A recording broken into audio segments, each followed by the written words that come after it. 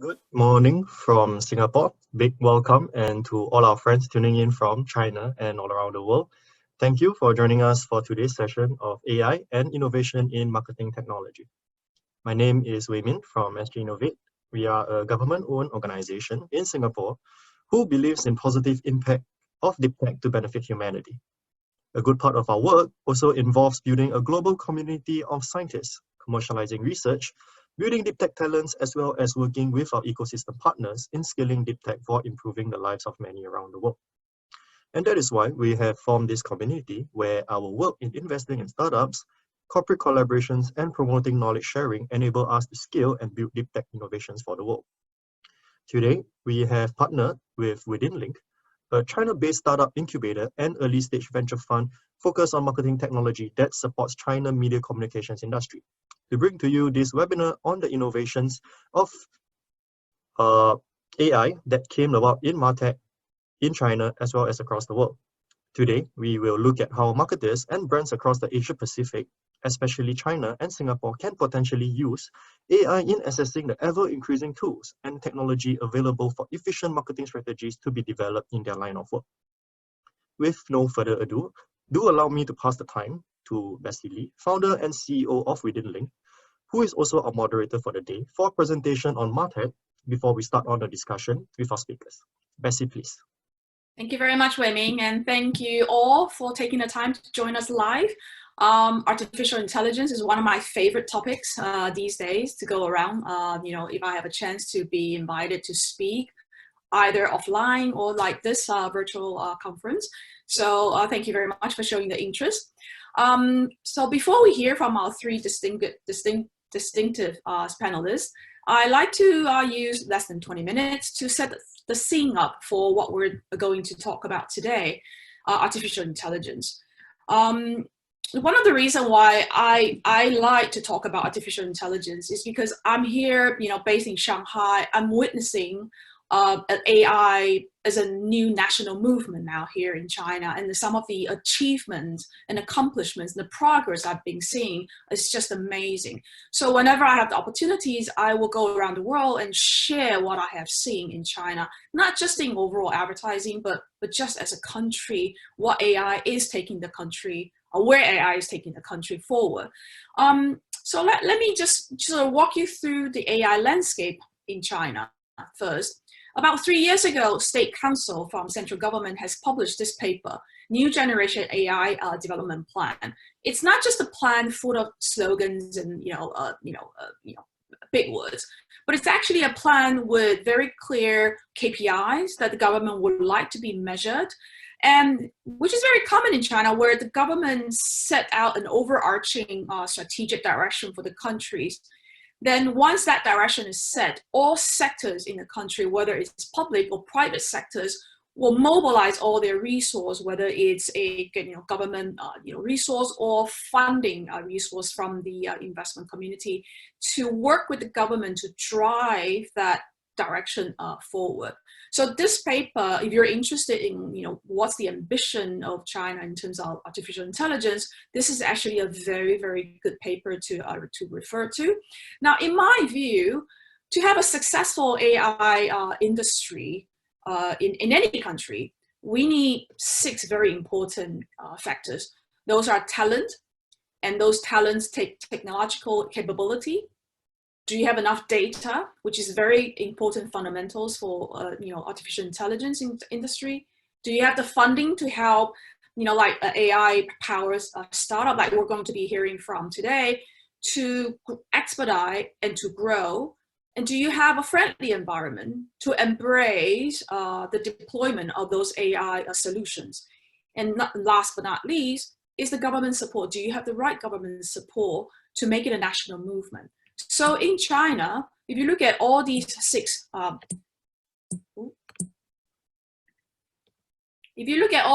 factors, in talent, we have, of course, the sheer size of the population. We have the largest STEM graduates.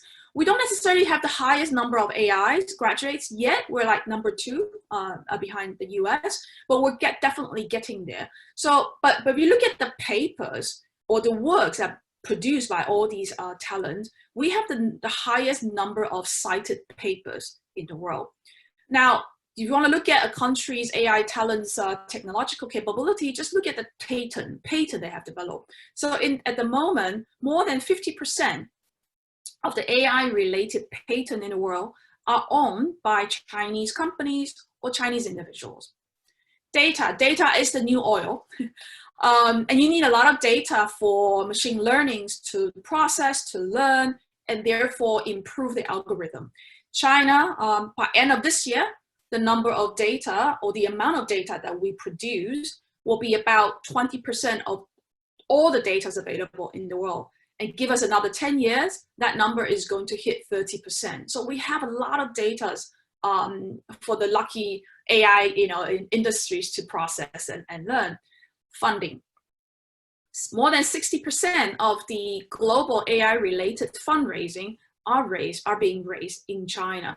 So like I said, the AI startups are very lucky to have a lot of very big and vibrant and dynamic investment communities willing to give them the funding to help them grow, help them expedite. Commercial application, you need a friendly environment. You need consumers or business users who are willing to embrace a not necessarily 100% perfect AI solution, but it may be a 60–70% ready, but they're happy to embrace it, let you test it with them, and they give you feedback. China does have that environment. And later I'll show you 2 commercials to just share with you how AI is more than just a lab development or lab project. It's actually in our everyday life. Now, like I said, government support is critical. So the State Council paper I talked about earlier gave the country overall directions. And after that paper was published, all the local government, whether it's provincial government, it's city government, municipal city government, even village government, they have been mobilizing all their resources, including tax incentive scheme, co-working space are rental free for AI related startups to register and to work on a government-owned property. And they have all sorts of solutions and services and scheme to help AI startup to grow and grow faster. So with all these six factors being happening now in every corner in China, this is the reason why I said AI now is a national movement in this country. Now, like I said, I'm showing you here 2 videos just to show you AI, the deployment of AI in China. The first video is from a public sector down in Shenzhen, how they use AI solution to tackle one of the most headachy problems that we have in this country, and like many other countries, bus drivers. Bus drivers tend to be probably the second most notorious drivers in most countries after lorry drivers. So let's just see how Shenzhen city government has used AI to tackle that issue. Ooh. Sorry.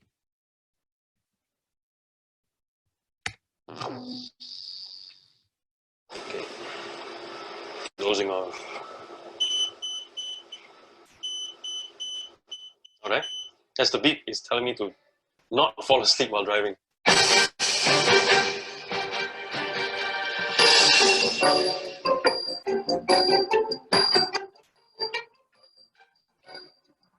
它会把面部的五官全部给识别出来，因为我们需要知道这个驾驶员有没有在跟其他人闲聊，有没有在接打电话，有没有在用手机在做娱乐活动。 Okay, let's see what happens if I try to use my phone. There it goes.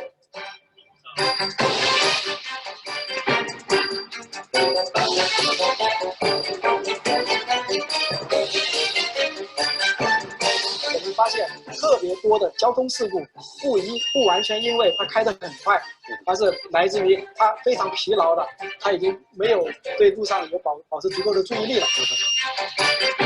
I'm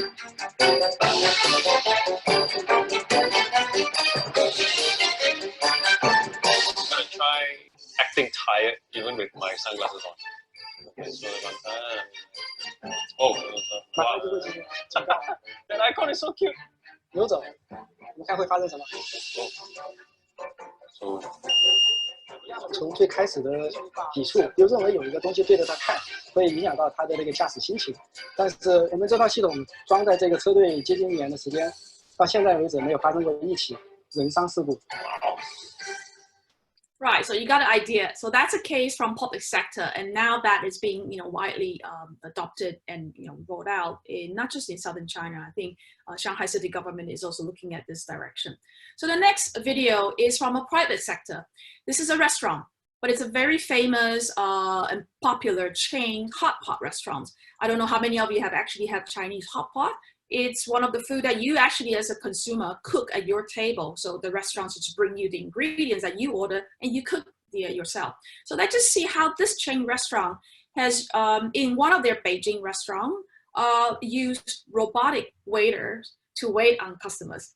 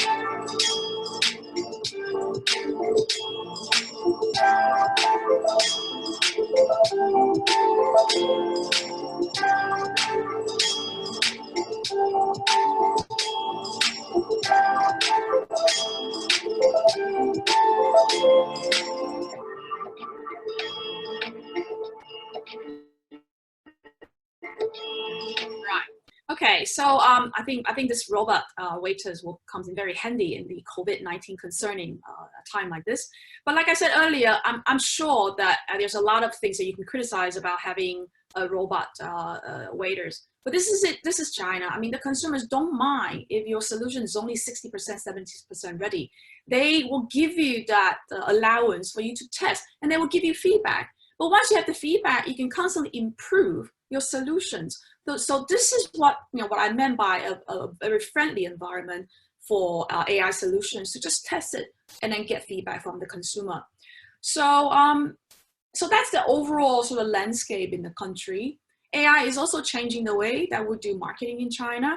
Later on, you will hear from 3 panelists to share with you, how they're using or embracing AI in the way that marketing is being done by them in China. So I won't preempt them, but I definitely would like to set the scene up for them. China, like many other countries and many other markets, the new customer acquisition has passed its peak.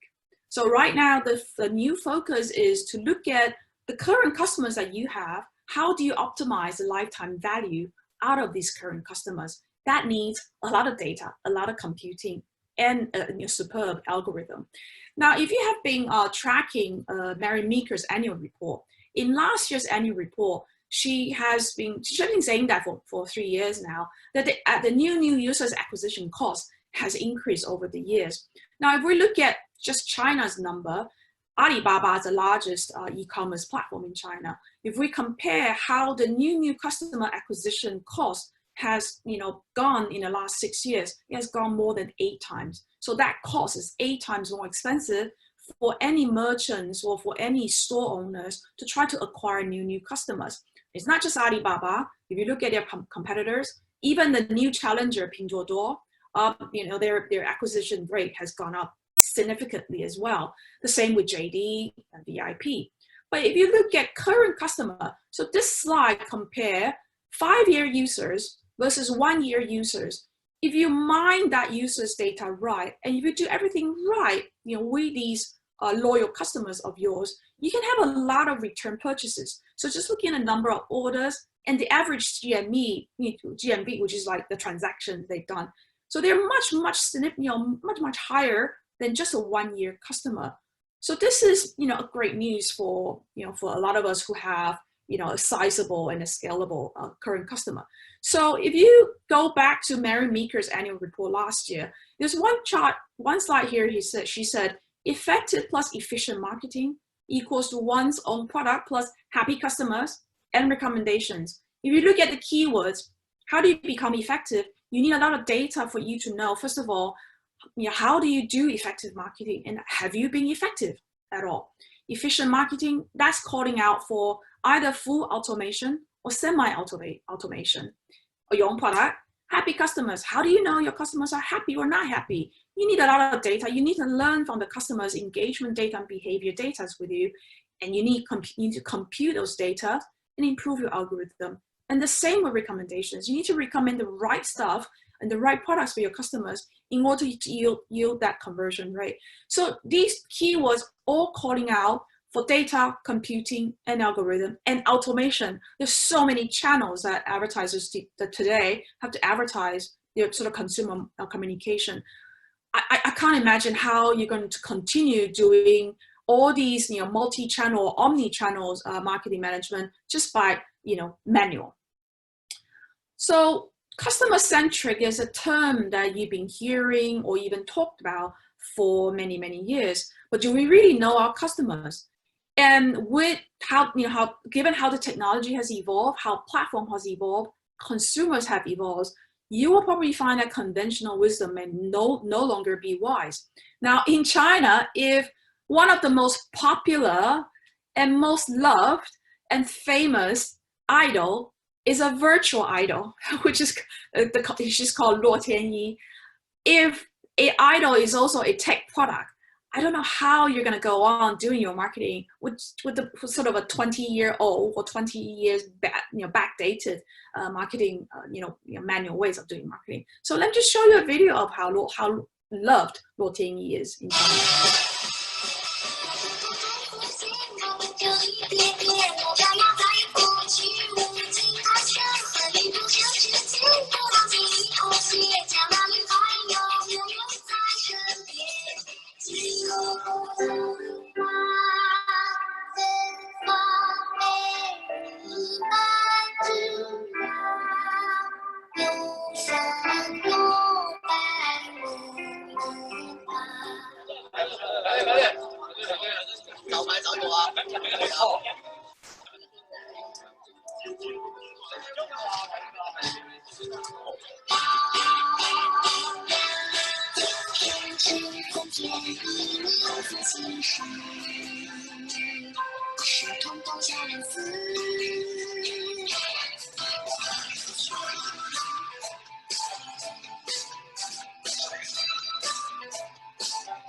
像这样子的演唱会，一般来说我们都是为了回馈粉丝，我们是不赚而赔的。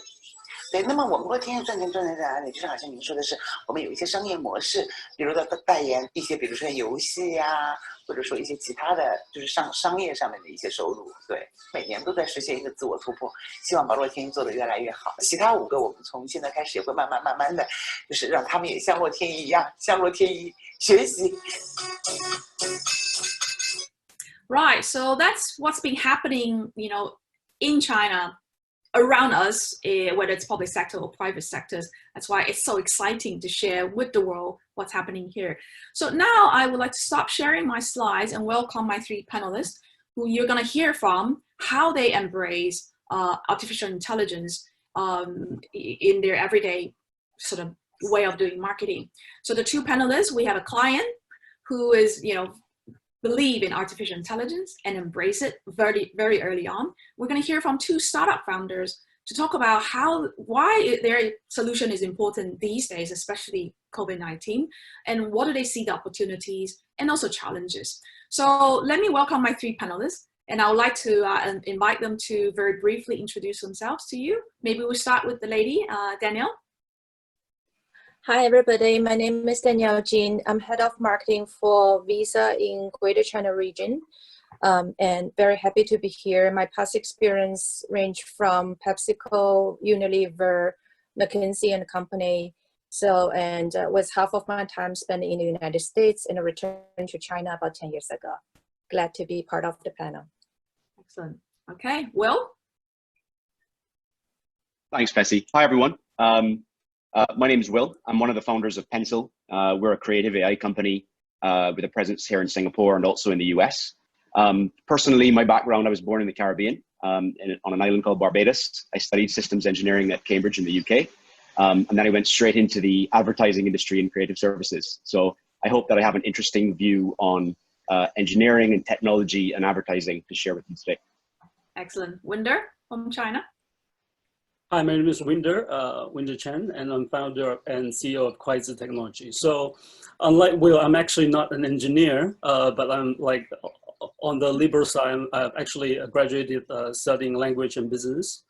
Before started Quasi Technology with my partners, I actually worked for Procter & Gamble for 9.5 years. So building brands and digital capability for P&G Greater China.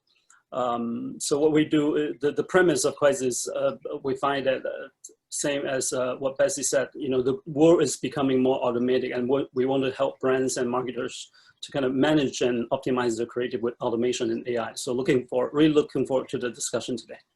Great. So we have a great panel today where we've got two panelists who actually, who's a client now, but who was a client before. So you know the marketer's challenges. And we've got Will and Winder, representing startup in this very exciting AI sector.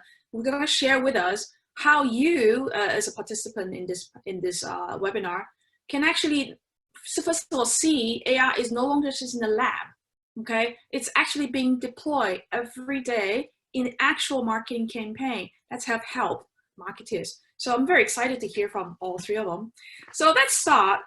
Now, we cannot have a webinar nowadays without talking about COVID-19. So COVID-19 to me, I think it's a wake-up call to many companies when it comes to digitization. The sense of urgency actually kicked in. A lot of the things that people talk about digitization before, but it can always wait. But when COVID-19 hit, it can no longer wait. So it actually has helped expedite the digitization.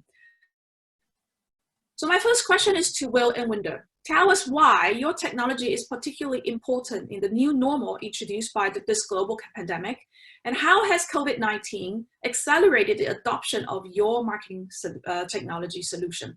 So maybe we start with Winder in China.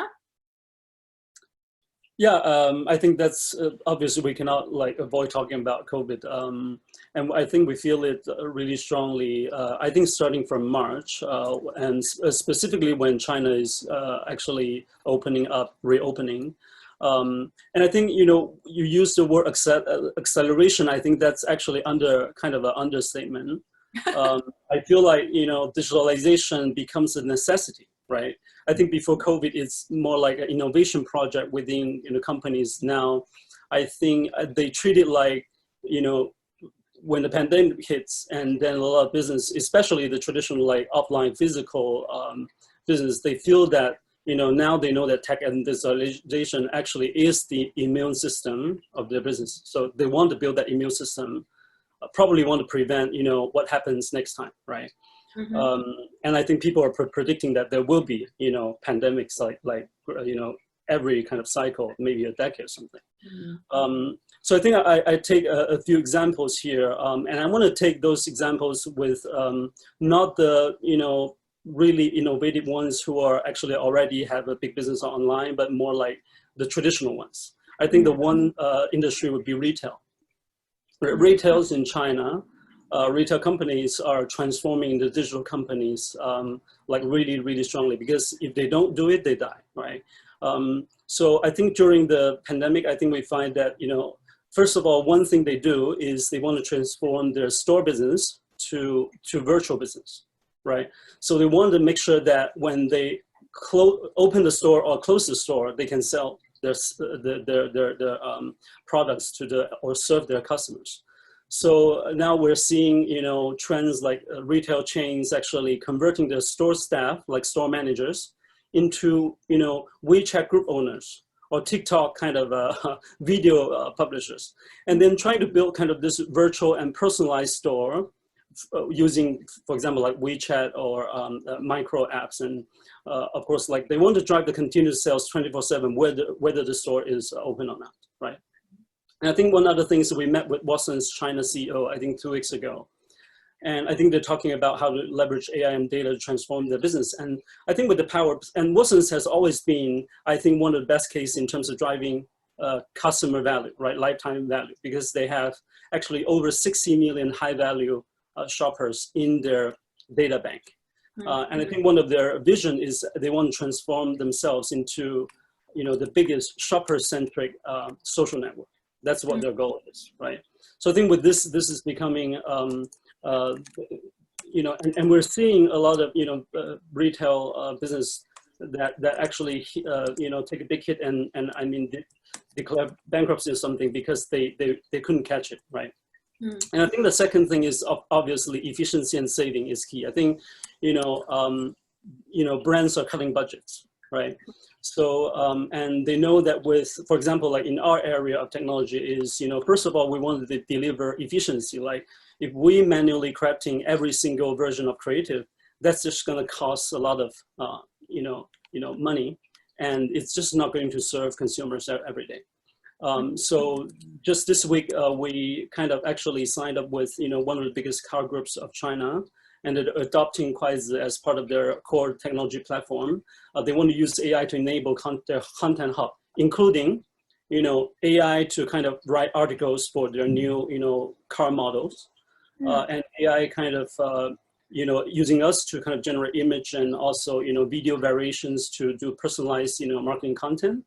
And I see their overall map, right, in terms of, you know, how they wanted to adopt the whole tech stack into the total automation tech. So again, like car brands are not the best, you know, known as, you know, agility, right, in terms of adopting new things, but they really want to drive it.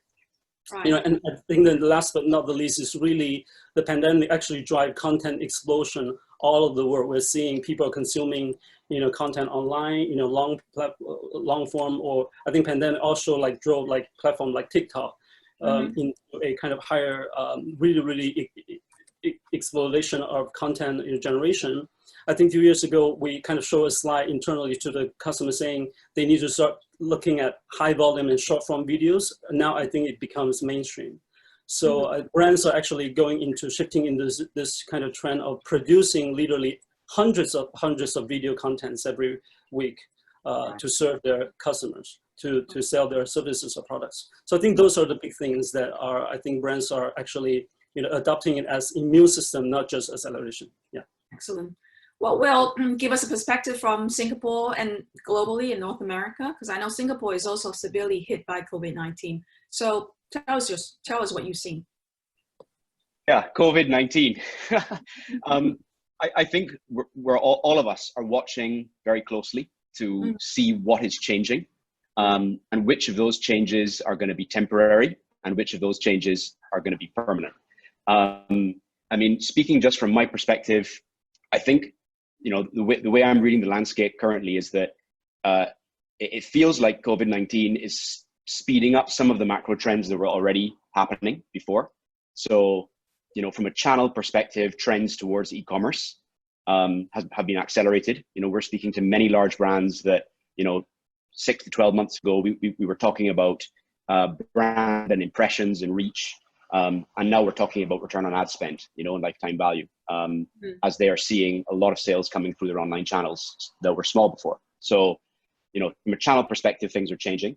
From a metric perspective and the things that marketers care about, like I mentioned, you know, CPM versus ROAS, we're starting to have different kinds of discussions about accountability in marketing, and sharper discussions about accountability in marketing, which is very good, I think.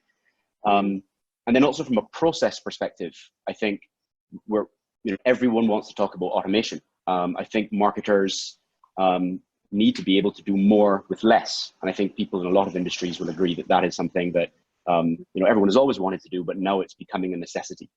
The other thing I would say is that it's from a technology perspective, as someone who runs a technology company, it's very easy to be optimistic, but I don't think that COVID-19 is going to accelerate the adoption of all technology. I think being honest with you, the numbers I've seen suggest that ad spend is going to be down globally this year, right? I don't think that'll be a surprise to anyone. The numbers I've seen are between 8 and 30% reduction in ad spend. But it's not the same across all channels. So some channels like social, video, display, and search are still forecast to be up by 5 to 10%, but almost all other channels, mainly offline channels, are down. So I think there's going to be a change in where advertisers spend their dollars so that they can have the highest impact and where the dollars can be accountable. Equally, sector-wise, there are some counter-cycle sectors that are winning right now, and it's a bit of a windfall, but many are down. So I think, in short, technology that helps marketers do more with less will win, especially right now. And what this means is getting better results in less time and for less cost. So that's exactly what we do. So our platform helps marketers, whether they're on the brand side or the agency side, generate content, original content, so copy, like text and video and visuals, and then predict which of that generated content is going to work best. And we're hoping to double results while dropping time and cost to produce creative, ads by 10 times. So this is a good thing for everyone, and I think aligns with some of the trends we're seeing today. Excellent. So I really love what Winder and Will have shared. So digitalization is no longer just a marketing campaign, but it's just a necessity now. And I think what Will said, you can do it, do more with less. I think that's music to advertisers' ears. So now let's hear from Daniel, a marketer. Daniel, Visa is in an industry that is probably more digitalized than most companies in other sectors. And I know you yourself is a pioneer embracing new technology. So how has Visa embraced technology to ride on this sort of rare transformation opportunity that COVID-19 has brought to all of us? Sure. Many of people, when they think of Visa, they think of us as a credit card company. We are actually a digital payment company. VisaNet processes every transaction made on a Visa card. And therefore, we own various data information related to payments, card numbers, locations, data, time, and amount that occurs, worldwide. Obviously, what we don't have is individual, personalized data, who you are, your age, your gender, so on and so forth. But with the massive amount of transaction data, we can really help, use it and to help us to develop market intelligence and find the best way to reach our cardholders. With COVID-19, what we have observed is, number one, using data analytics, that we very quickly observed the ongoing shifting of trends and behavior, right? We talked about digital commerce being something on the rise. But with COVID-19, we've also observed that the people who are not used to be part of the folks using digital commerce now quickly migrate onto the platform. And also for people who are already using it for part of their life. For example, you buy cross-border e-commerce shopping online for luxuries once or twice a year. Now all of a sudden you're shifting your behavior and started to get food delivery or mobile gaming. You venture into new categories that you often have not been, prior to COVID-19. And with that, what we are able to do is then take that information and really think through what are important for them to understand how our products and benefits can help them, right? So, our security messages, when you have never, put your card on file into your online wallet, this is a time to understand how secure it is, where the acceptances points are, the value and the benefits onto the new categories that you now venture into. So leveraging dynamic creative optimization, we are able to reach our consumers at different stages when they are doing different level of digital commerce and impact them. I also wanted to give an example. Everybody knows China is a big overseas student countries, right? So we actually export a lot of overseas students to various countries. And during COVID-19, many of them cannot come home, which is a very sad news. But imagine between their family and themselves, a lot of them, you know, in this pandemic situation, are living in a situation that safety becomes really important to them. And some of the necessity becomes really important to them. So we're able to redesign, leveraging this, you know, sort of opportunity to really providing our services to them, redesigning our product benefits, really put it in, say, Uber and Uber Eats benefits to allow them that in foreign countries, the online deliveries and the sort of cash rebate and the benefits that they can enjoy. And also using our card, you know, and as they fly back or fly to locations, that they get a one-time lounge access to really help them with social distancing and providing a little bit of comfort in their life when they travel. Interesting. So you are a digitized business already. So it sounds like you're constantly actually learning and also predicting consumers' needs from the data that you have. And therefore, you're able to introduce products and services that exactly what they're needing at a time like this. So this is a very interesting by a marketer herself. So I have a question for all three of you. Now, creative ideation and generation has always been a very human talent-driven field. I mean, Will know because you used to be in an advertising agency. But I know many clients are actually quite nervous about machine-generated creators for many, many reasons. I know both of you, Winder and Will, when you're trying to introduce your solution, you probably have hit resistance at the very beginning, you know, from marketers or agencies. So, and like I said, many creative actually, they're been resisting AI for many reasons. So my question to all three of you is, should the client and creative talent be nervous about this technology?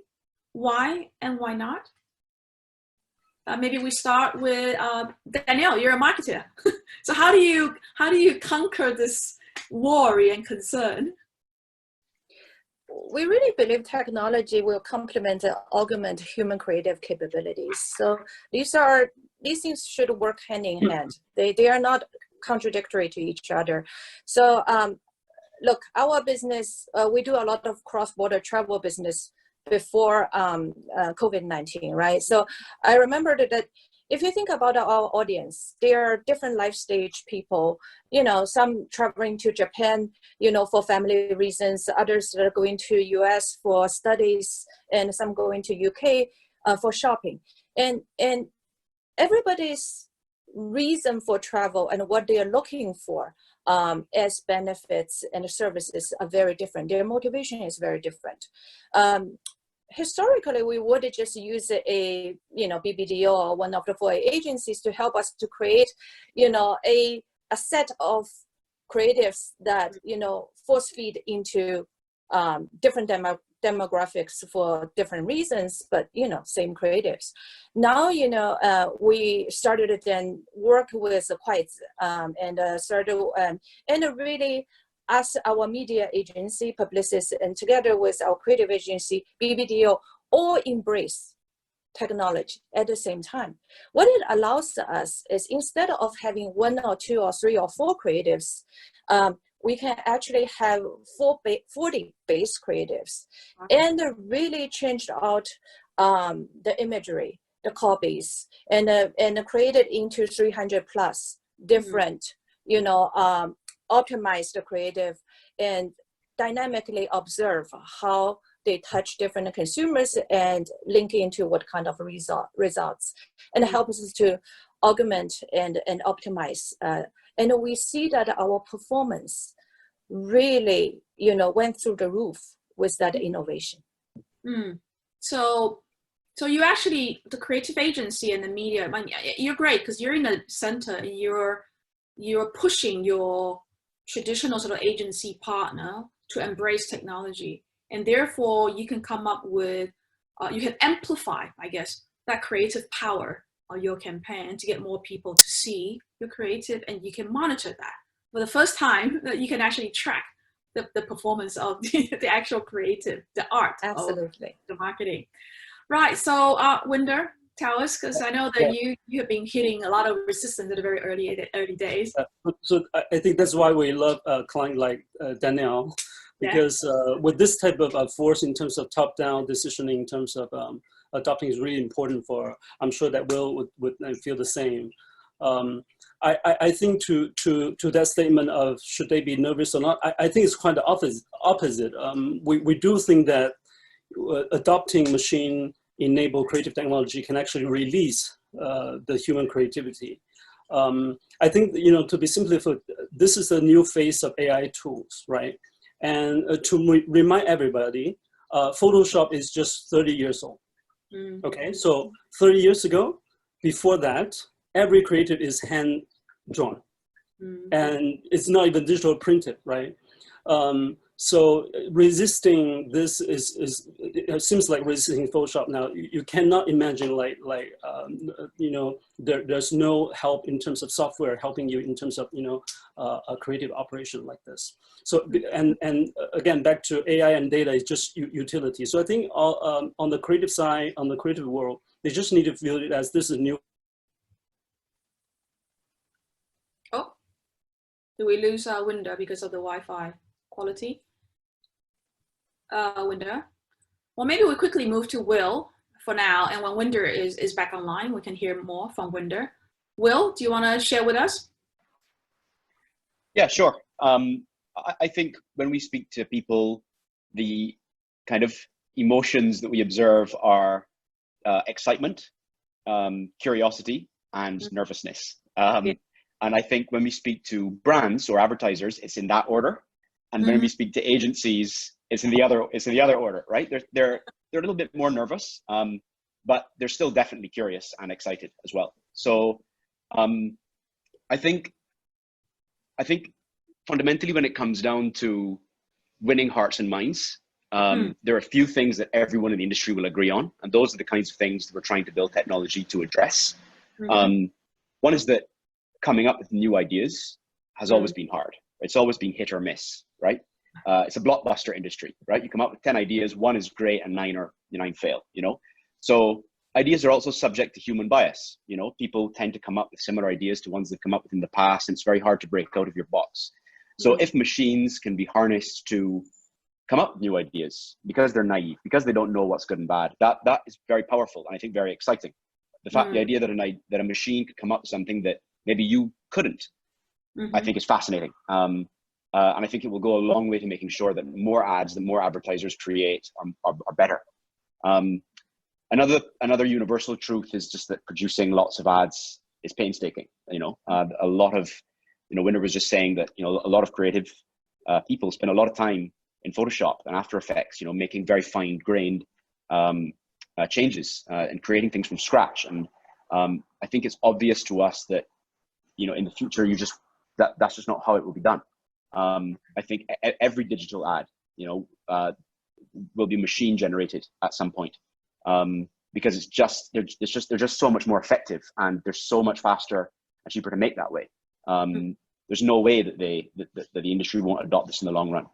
And the final thing I think that's universal is that, no matter how much experience you have in advertising, everyone is a child, right? No one really has any idea what's going to work until you test it. What worked yesterday may not work today. What worked in market A may not work in market B. So machines that can notice small patterns and trends and advise marketers and agencies on what might work is going to be super valuable. And I think in the same way that, users will teach the machines and the tools they use more of what they want over time, I think the machines will teach people a lot of, what's going on in the world around them. And I think that's very exciting as well. So when we speak to, brands or agencies, we talk about these universal, exciting areas that we want to focus on.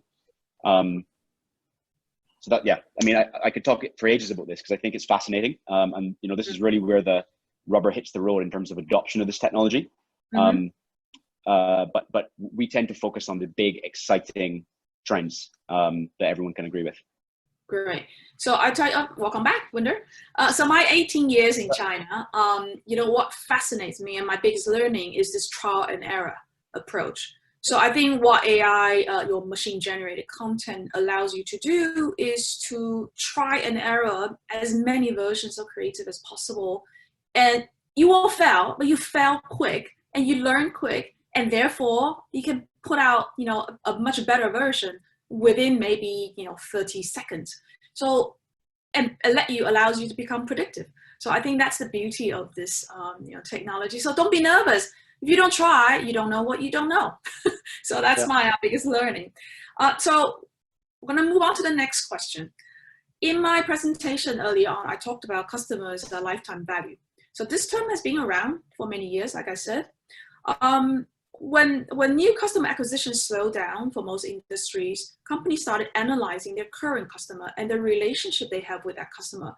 How can they increase their engagement points or touch points with these customers? And therefore, they can strengthen that relationship, increase the repeat or return of those customers into their landing page, their app, or their e-commerce shops, and therefore maximize the profit of that relationship. So Daniel, Visa is in an interesting position because you are a B2B2C business. So you have different types of customers relationship and in different types of relationship, right? So customer journey by different types of customers varies in your case. So how has technology helped you identify and manage that customer lifetime value, whether it's a 2B customers or a 2C customer? And how do you get your team and organization aligned and excited about this technology? Yeah, sure. Look, we are B2B2C, and let me explain a little bit what that means. Nobody owns a Visa card issued by Visa Inc. Everybody's Visa card is issued by one of the member banks. So the direct customer relationship actually is on a Visa card, is between you and your bank, right? Not directly with us. Hence, for our business model to work, we wanted to service our consumers or cardholders for sure, but we oftentimes, the best service we can provide to them is through our member banks. When we talk about a customer lifetime value, if I could put two dimensions out, one is their customer lifetime value to Visa, right? It's a payment brand. What we want is that when you pay, you use us instead of one of our competitive, payment methods. So, if we move back to COVID-19 and the prosperous of emergence of digital commerce and the shift of habits, right? What we notice that as people who use digital commerce more, then they would, we wanted to become their card on file, with them when they visit a different e-commerce online platforms, and then also utilize their mobile e-commerce through phone on tablets, right? And for that to happen, we wanted to make sure our payment and the services we provide them are seamless.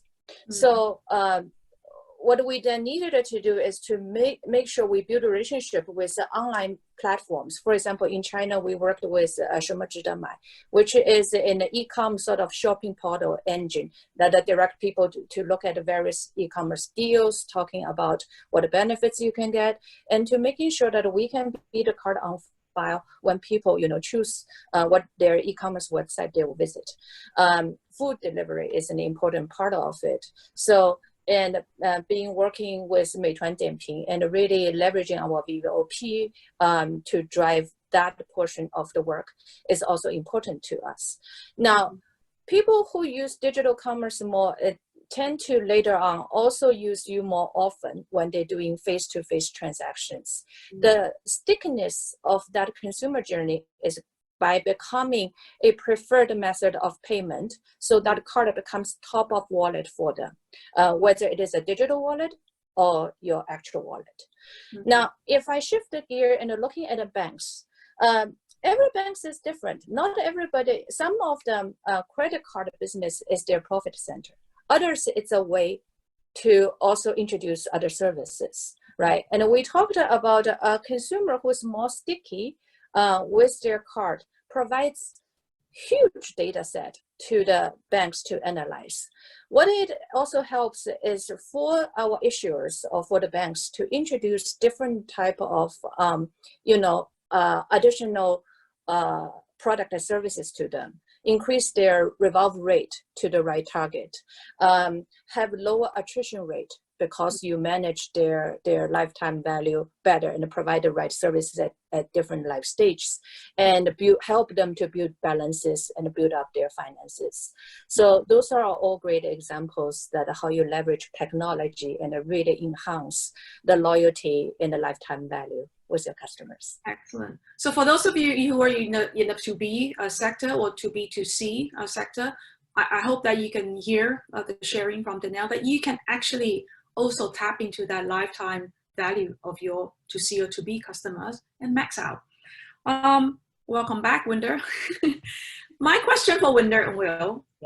Now, both your technology, your company's technology is AI-powered, machine-generated content or creative platform, management platform in quite this case.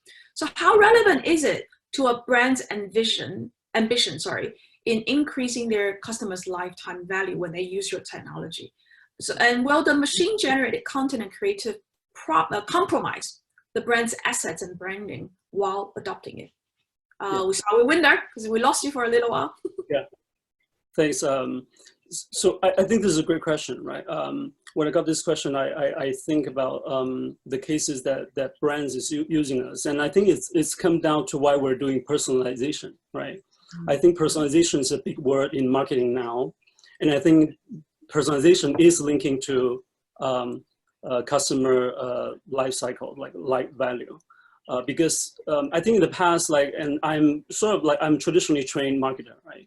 And I think in sort of like traditional one-way kind of mass marketing is about prioritization of your message or prioritization of what you're going to communicate with your customer, with that new initiative, new brand, right? Because in the past, what we're doing is kind of the brands is compromising and the consumer is also compromising, because there's actually the nature of the brand and nature of the consumer preference is multifaceted. Let's take like automobile again, like car, for example. I'm sure that when consumers choosing to buy a car, is multifaceted. It's not just like it's looking good. It's also like driving pleasure is about, oil efficiency. Now it's about electric and tech and all that. So it's becoming more and more multifaceted. But I think in the past, when you are kind of, in terms of one-way communication, you're determined, like the marketer determined to make decision of 80-20, sort of like 80-20. If I can develop a certain creative that can resonate to 80% of consumer preference or 80% of consumers, like that's a good number already. Like normally it would be like 30-40% of your consumer target would really like this. Mm-hmm. And that's actually a compromise from the brand side. On the consumer side also it's a compromise, because they may prioritize this in their shopping or kind of a purchase, choice, but they are looking at other facets, because when you're shopping a car, it's for the family. It's not just for yourself. And it's only for yourself. You are also looking at different kind of scenes. How do you use the car? Do you use it on the weekends or daily kind of drivers? So I think that the technology now, especially with data targeting and creative kind of technology, it actually drives hyper personalization in terms of we can really build hyper relevancy to each individual consumer groups or consumer segment. And I think that would be the core to make sure that the consumer can feel always relevant in their life stage, or different switch in terms of scenes in daily life, or the purpose of using your product differently. That I think would be really the power of driving AI enable customer value creation. I think also the other example would be example like sports brands like Nike or Adidas. I think the development of the brand is, I think in the past is all about performance. It's all about I am hiring the champion athlete to show you that this will deliver you the best performance when you're doing sports, right? So people are adapting their product in terms of sport, like when they're doing basketball, running, or swimming, all that. But now it's becoming this lifestyle of, they're a fashion brand, right? They're it's daily wear, it's daily apparel. So again, becoming this kind of multifaceted, and I'm sure that their consumer value is grown exponentially, because now it's not only, I'm doing exercise wearing your product, but every single day, every single moment. So that's, I think, my point of view on this one. Okay, Will, over to you, your view.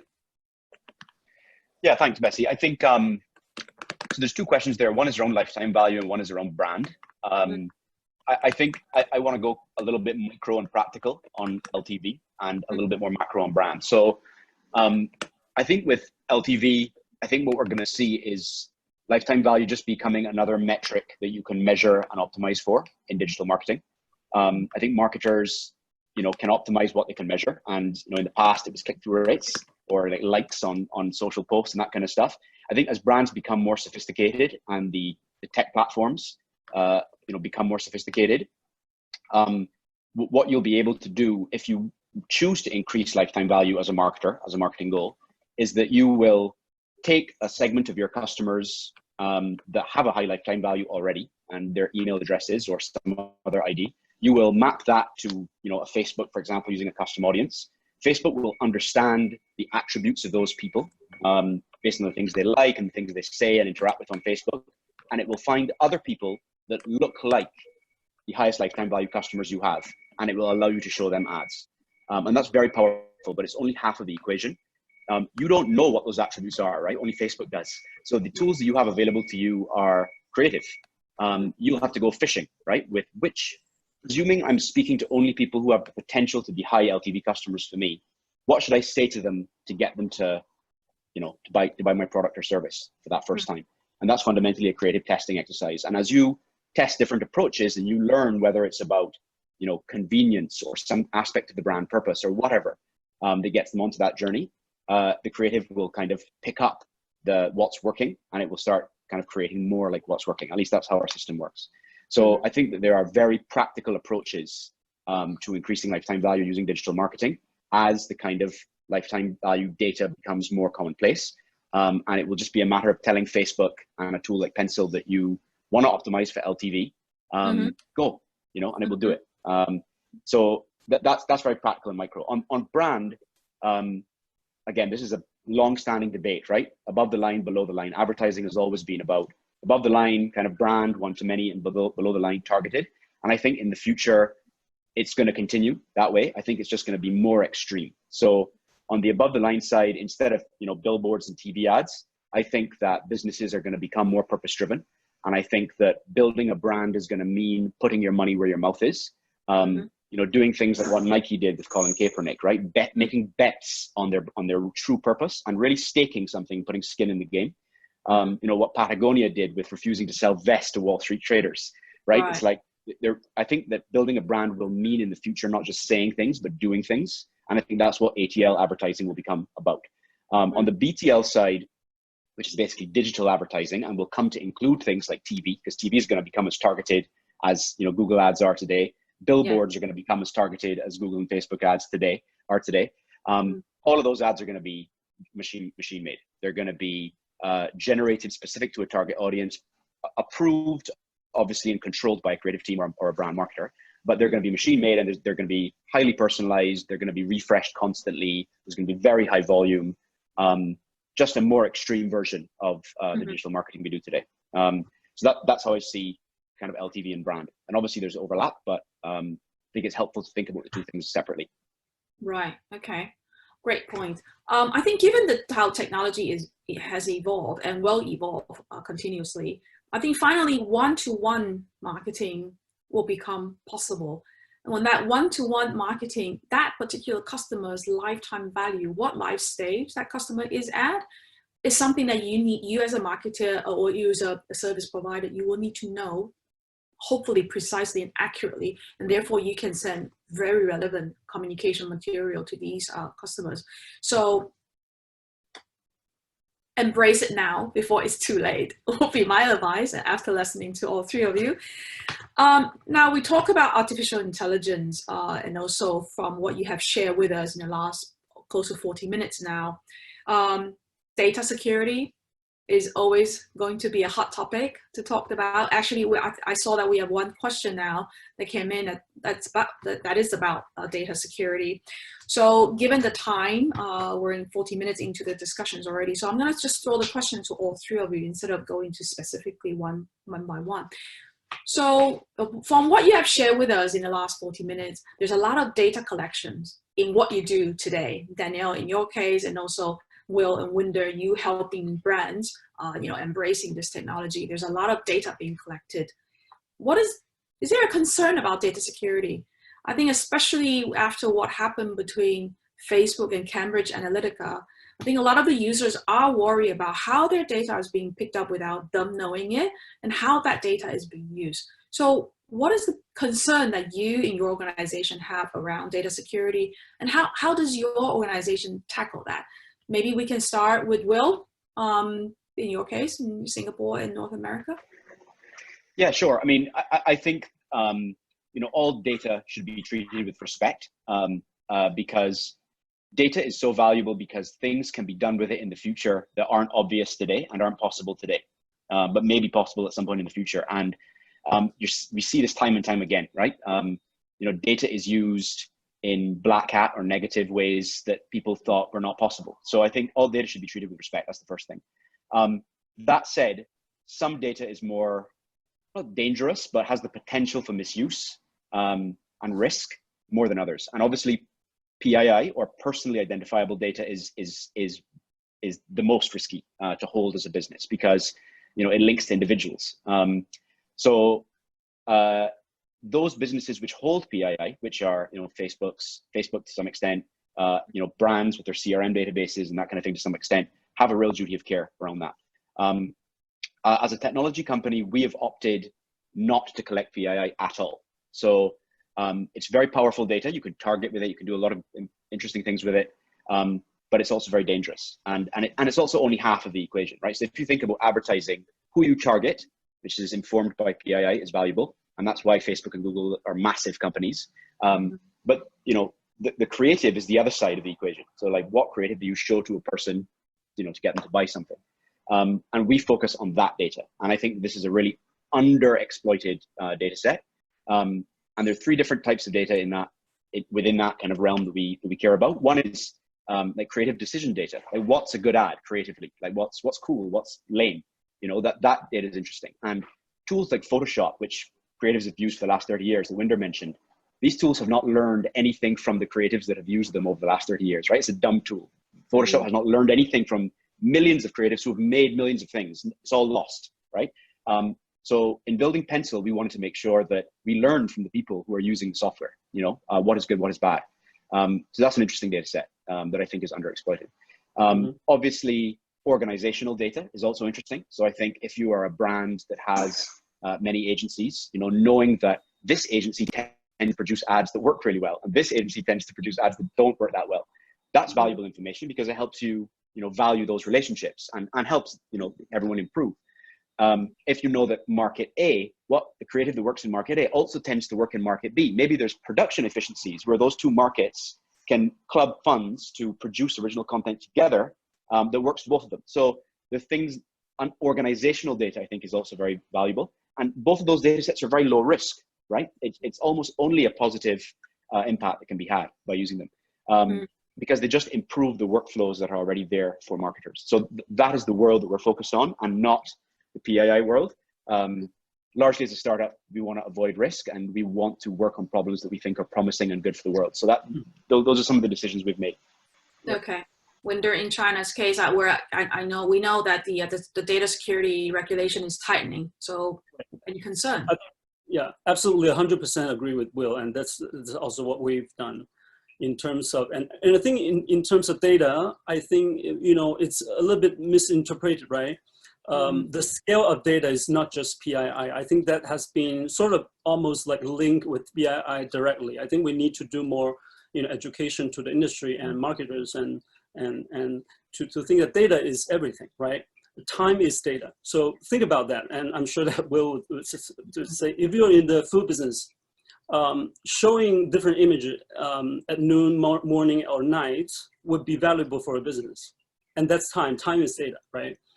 And different part of the market, that's also data. So in terms of data, it's much bigger than personal identifiable data, because that's, again, dangerous.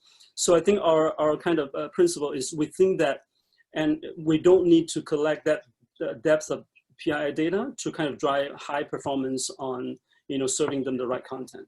And I think we're under leverage the general data sense, and AI is not only learning on personal data, it's learning on all sets of data. So I think that's just one big kind of background on this one. So we need to start shifting our focus into leveraging the breadth of data that's providing from the world, right? Yeah. Okay, so it's not just PII data that's valuable. I mean, in many cases, we don't need PII data. It's a behavior data. It's that pattern that we need. Yeah. So Daniel, from a marketer's perspective, you sit on a lot of data and you continue to collect the data. Any data security concern?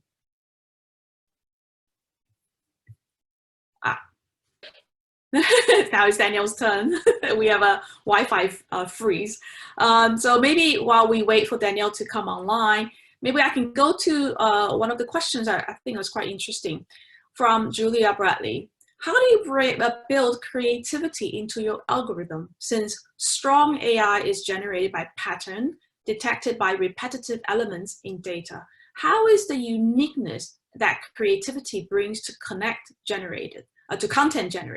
So will all machine-generated content ultimately be cookie cutter? So I think this question is specifically for to Winder and Will. Do you want to take that?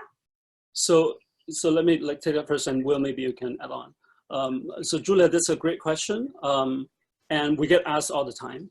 I think in our tech, it is exactly deconstructing creative into elements, so that I think the machine can understand, can learn, and can generate more based on that. So this is the way that we build, creative elements, and then link that with algorithm and data and ID and taggings and all that. So the whole structure of data. So that would be very technical. I think the last question is most important, is would it be ultimately be cookie cutter? So I think, again, back to the tool question, is we need to allow machine to kind of adapt to your operation, right? Some of the operation, like e-commerce, would leverage this type of tool to output more cookies, right, with the same kind of a cut or same kind of shape. But then I think on the other side, if some brands want to do more personalized or individual taste of their creative recipe, let's say, I think they can do that too. So I think we want to build a tool to allow to have that percentage of human intervention and machine automation, and that's what we've been building. So, cookie, you can have also different tastes, right? If you have same shape, you can also have like chocolate or other tastes. So flavor. So I think that would be my answer. So it's pretty much what you choose and what it serves your business for. Yeah. Right. Will? Yeah, I think this is a wonderful question. This is probably the thing that I'm most excited about. This is why we started Pencil, because we felt like machines could be creative. So I think this is one of those wonderful questions where the answer is the opposite of what you expect. So if you spend time with natural language processing, or you follow the state of the art, you'll see that far from being boring, machines are way weirder than people when it comes to, for example, generating language. They don't have the hang-ups, they don't have the social norms. They just, you give them some input and they create outputs that you just would never expect. So I think the question, can machines be creative? Absolutely. They can come up with things that you would never have dreamed of. The question is, are they any good, right? Because what is creative is in the eye of the beholder. And good agencies kind of understand the audience well enough to kind of create things that they know that they'll like, but it's ultimately in the consumer, the customer's eye, whether an ad is kind of creative or not. So we have addressed this with a specific kind of architecture that is modeled off of the ways that creative services and like human agencies work. So our system doesn't actually have one algorithm, it has many, but in principle, it has two. One whose job is to generate ideas. So you tell it a bit about the product, you tell it a bit about the audience, and it comes up with many ideas, much like a brainstorming session. Right? The second algorithm's job is to look at all of the ideas and try and pick which ones are good, right? Which ones look like stuff that's worked in the past, look like stuff that the brand has done in the past, look like stuff that makes sense. And those two algorithms are almost adversarial in the sense one only cares about novelty and randomness and weirdness, and one only cares about the reality of what's appropriate and what will work. And it's a very inefficient system because a ton of ideas and copy and video is thrown away. It's never, the marketer doesn't even see it. The user of our platform doesn't even see it. But because it's compute is so much cheaper than human labor and time, you can do that, and you can do it at tremendous scale. And as a result, we believe you can get some very exciting outcomes. So I think, like with everything else, AI will come to creative services. It's just a question of whether it's built in ways that people can continue to play the role they want to play. Right? No one wants to automate creativity altogether, but no one also wants to spend 2 weeks working on something and not crack the creative answer. And I think the AI can help in that regard. Great. Welcome back, Daniel. Just to all the audience, we have a horrendous rain in China, Shanghai at the moment. So I think that's probably affecting the Wi-Fi. I hope 5G, when it's mature in China, will fix the problem. Otherwise, the AI is not going to work properly. So, Daniel, I'm going to wrap up this session by throwing one of the questions at you, so we can wrap it up and then hand it back to Wei Ming. So there's a question that's interesting one. It says, how are we using technology to further align marketing and sales? So Danielle, do you want to take that? Yeah, sure. So I think that we gave examples already on, marketing become more effective once you understand your audience and the touch points and the passion pillars and the best way to address those, right? And use data-led marketing and the data you have collected and feed back into the business to develop the right products to address the right issues. So I think those are really good examples of it. The second part, for a business like us, B2B to C, is not only about us able to embrace it, but also leveraging opportunity, develop it together with our agency partners and learn from them, and then transform that experience and the knowledge to our banks. Because they are the ones, previously we were talking about data security. We don't own any personalized identifiable data, but the banks do. And in a banking relationship, consumers are looking for that intimacy. Because they need that help to address their needs, right? So what we are able to do is to leverage what we have learned to build trend models, to build things that here are the methodology for you to tackle certain things, and then provide that learning together with our agency partners over to banks, and then help them to leverage, sort of curated in a way to help them to drive their business, and in return drives our business. Excellent. Well, thank you so much, Daniel, Winder, and Will, for a fascinating panel in the last 52 minutes. We overran, but I think there are so many useful advices that you have shared with our audience. And I hope the audience, if you have not embraced the technology solutions that Will and Winder's companies are offering, embrace them. Just try, and you're going to fail, but learn from the failure, and you're going to come out stronger. That would be my advice to you. So thank you so much for your time today, and I'm going to hand it back to Wei Ming. Yes, so yeah, thank you, Bessie, for the wonderful discussion with the speakers. I think our speakers have managed to cover a lot about AI and MarTech with our today's session. So just personally, I think that in the world of marketing, there's just so much to talk about, and what we have covered is just like the tip of the iceberg. So perhaps we should have more of this session again. So part 2. Yeah, but yeah, that being said, I'd just like to represent SGInnovate to just thank all the attendees that have stayed with us till now. Also, a big thank you to all our speakers, Bessie, Will, Winder, and Danielle, for the webinar going to have happened without everything that we have shared today. For the attendees, do keep a lookout for our post-event mailer, which will contain the link to the recording of this session. Do reach out to us at events@sginnovate.com if you'd like to connect with any of our speakers or just to have a chat with us for collaboration opportunities and such. So do remember to also just give us your post-event feedback when you exit the webinar or through the post-event mailer as well. So yeah, this is Wei Min signing out from this webinar. Hope that everyone will have a great day ahead. Stay safe, stay healthy. Hope to have you again on our next webinar session. Goodbye. Excellent. Thank you very much. Bye from Shanghai.